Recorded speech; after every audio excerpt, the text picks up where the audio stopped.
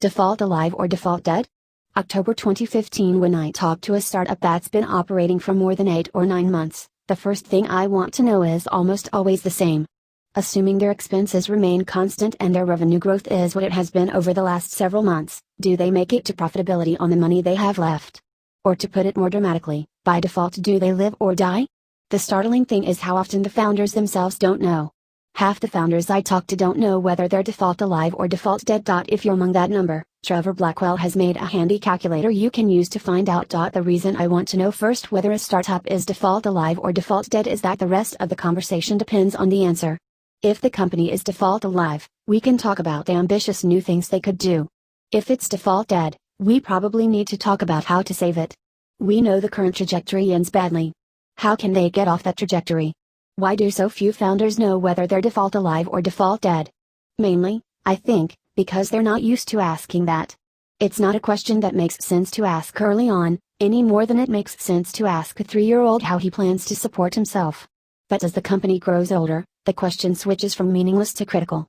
That kind of switch often takes people by surprise. I propose the following solution: instead of starting to ask too late whether you're default alive or default dead, start asking too early. It's hard to say precisely when the question switches polarity. But it's probably not that dangerous to start worrying too early that you're default dead, whereas it's very dangerous to start worrying too late. The reason is a phenomenon I wrote about earlier, the fatal pinch. The fatal pinch is default dead plus slow growth plus not enough time to fix it. And the way founders end up in it is by not realizing that's where they're headed. There is another reason founders don't ask themselves whether they're default alive or default dead. They assume it will be easy to raise more money. But that assumption is often false, and worse still, the more you depend on it, the falser it becomes. Maybe it will help to separate facts from hopes. Instead of thinking of the future with vague optimism, explicitly separate the components. Say we're default dead, but we're counting on investors to save us. Maybe as you say that, it will set off the same alarms in your head that it does in mine. And if you set off the alarm sufficiently early, you may be able to avoid the fatal pinch. It would be safe to be default dead if you could count on investors saving you. As a rule, their interest is a function of growth.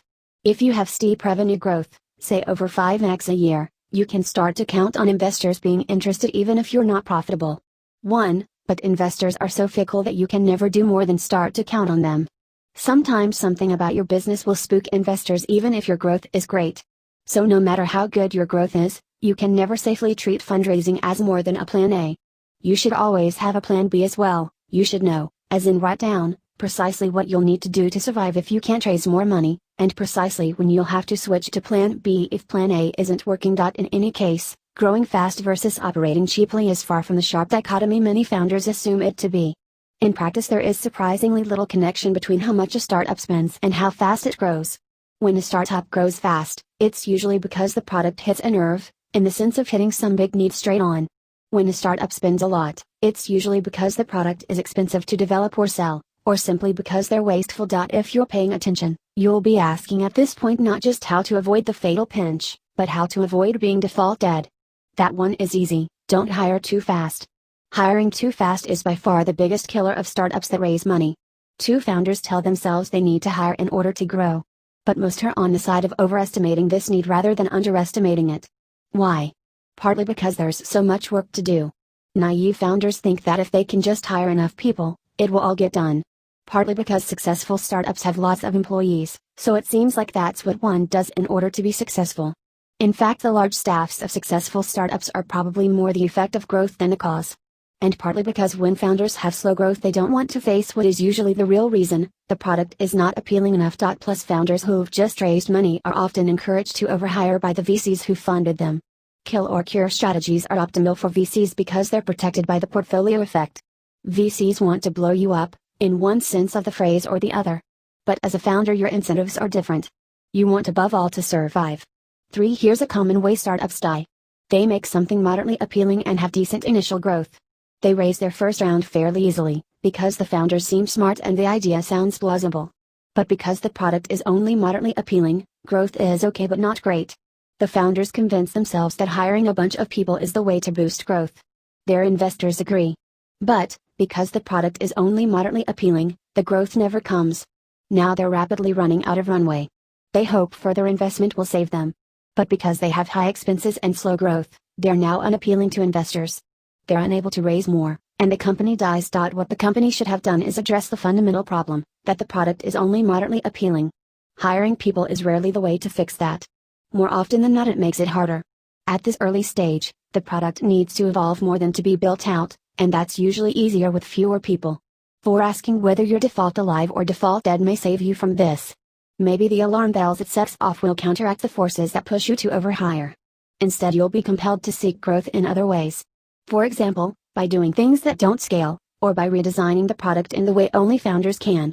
And for many, if not most startups, these paths to growth will be the ones that actually work. Airbnb waited 4 months after raising money at the end of Y Combinator before they hired their first employee. In the meantime, the founders were terribly overworked. But they were overworked, evolving Airbnb into the astonishingly successful organism it is now. Notes 1. Steep usage growth will also interest investors. Revenue will ultimately be a constant multiple of usage, so X% usage growth predicts X% revenue growth. But in practice, investors discount merely predicted revenue, so if you're measuring usage, you need a higher growth rate to impress investors. 2. Startups that don't raise money are saved from hiring too fast because they can't afford to. But that doesn't mean you should avoid raising money in order to avoid this problem, any more than that total abstinence is the only way to avoid becoming an alcoholic. 3. I would not be surprised if VC's tendency to push founders to overhire is not even in their own interest. They don't know how many of the companies that get killed by overspending might have done well if they'd survived. My guess is a significant number. 4. After reading the draft, Sam Altman wrote, "I think you should make the hiring point more strongly. I think it's roughly correct to say that YC's most successful companies have never been the fastest to hire, and one of the marks of a great founder is being able to resist the surge." Paul Buchheit adds, "A related problem that I see a lot is premature scaling. Founders take a small business that isn't really working, bad unit economics, typically, and then scale it up because they want impressive growth numbers. This is similar to overhiring in that it makes the business much harder to fix once it's big, plus they are bleeding cash really fast." Thanks to Sam Altman, Paul Buchheit, Joe Gebbia, Jessica Livingston, and Jeff Ralston for reading drafts of this.